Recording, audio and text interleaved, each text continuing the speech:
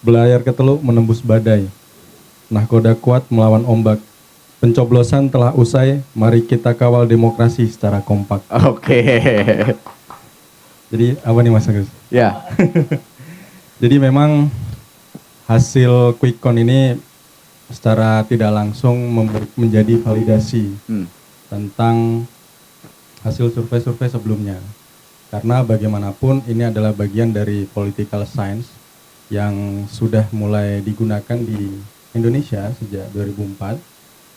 Dan sejauh ini quick count kemarin juga pertaruhan dari para pollster, bagaimana mereka yang secara rutin menyampaikan hasil survei dan bahkan hasil quick count justru malah di atas dari survei. Ya.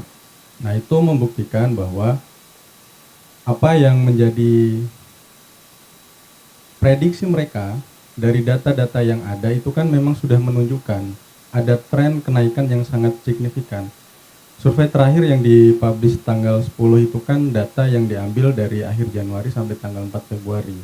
Dan 4 Februari sampai menuju pencoblosan itu kan trennya memang naik. Maka hasil quick count itu menjadi bagian dari secara ilmiah, menjadi bagian dari validitas data tersebut. Dan hal itu memang wajar mengingat pada saat proses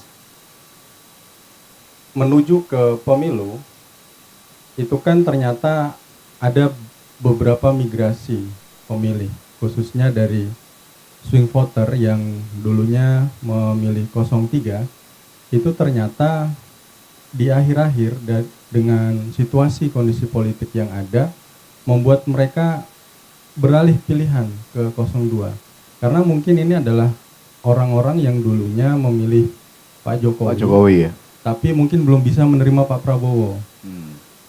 Tapi semakin diserang Pak Jokowinya, lama-lama mereka juga menjadi berpikir ulang karena kecintaannya terhadap Pak Jokowi. Jadi dari data itu ternyata memang banyak swing voter dari 03 itu yang beralih memilih dukungannya ke 02. Selain itu ya memang nggak bisa dipungkiri strategi-strategi yang digunakan oleh 02 itu sangat lumayan bisa melekat ke masyarakat dengan komunikasi yang sangat sederhana, mudah dipahami, dan tidak bisa dipungkiri calon dari 02 itu memanfaatkan debat dengan sangat baik, menyampaikan visi misinya, menyampaikan dengan komunikasi yang sesantun mungkin, yang kalau kita lihat dua pemilu sebelumnya sangat bertolak belakang dengan gaya Pak Prabowo sebelumnya. Tapi ini pola komunikasi yang sangat santun, ini sesuai dengan pola masyarakat kita. Pemilih kita tidak bisa dipungkiri memilih secara emosional, bukan rasional.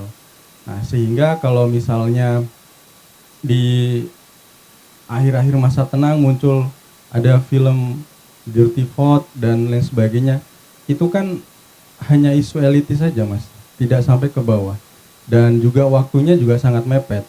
Tapi kalau seandainya waktunya masih sangat panjang, itu bisa juga berdampak gitu. Sehingga memang tidak bisa dipungkiri ini adalah hal-hal yang menjadi faktor. Selain faktor utama adalah calon 02 ini punya modal yang sangat besar, yaitu approval Pak Jokowi yang tembus sampai 80%. Ya.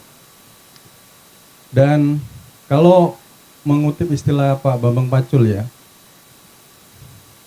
secara tidak langsung masyarakat melihat itu Pak Jokowi ini orang baik. Dan ada dua orang yang tidak bisa kita lawan. Satu, orang baik. Yang kedua, orang cantik. Ya. Gitu. Makanya agak deg-degan juga saya hari ini, Mas Agus. Ya. Jadi itu adalah suatu fakta. Jadi memang hari ini approval Pak Jokowi itu menjadi modal besar. Meskipun Pak Jokowi tidak ada statement secara langsung menyampaikan dukungan dia ke 02. Tetapi kan publik sudah bisa melihat keberadaan Gibran di situ adalah bukti komunikasi yang nyata bahwa Pak Jokowi berada di kubu 02. Lalu yang kedua adalah kita tidak bisa pungkiri bahwa faktor loyalis Pak Prabowo itu juga ternyata masih melekat. 60-70% pemilih Pak Prabowo di 2019 itu masih berada di situ. Sehingga kolaborasi antara Pak Prabowo dengan Jokowi ini memberikan efek yang sangat besar terhadap hasil quick count ini. Selain itu ya faktor strategi-strategi komunikasi lainnya. Tim 02 berhasil menggait pangsa pasar terbesar di pemilu 2024, yaitu anak muda ya? Anak muda. Dengan komunikasi-komunikasi khas anak muda terkini. Mulai dari mereka menggait influencer-influencer yang memang memiliki dampak terhadap anak muda.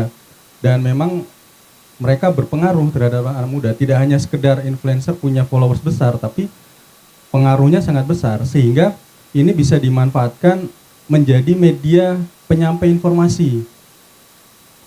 Sehingga bisa menjadi awareness si calon tadi, 02 tadi. Dan ini sangat luar biasa dimanfaatkan. Begitu juga dengan kampanye akbar kemarin. Bagaimana kita melihat 3 kampanye akbar terakhir itu, ya kita akui masing-masing calon memiliki masa yang sangat besar.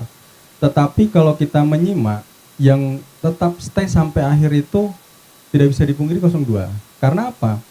Karena memang hiburan-hiburan yang ditampilkan itu memang penyanyi-penyanyi yang memang lagi hit hari ini gitu. Yeah. Kalau yang lain terlalu inklusif dan selain itu juga sudah kadaluarsa gitu ya. Sehingga wajar kalau misalkan ini agak sulit untuk menyampaikan ke masyarakat. Mungkin itu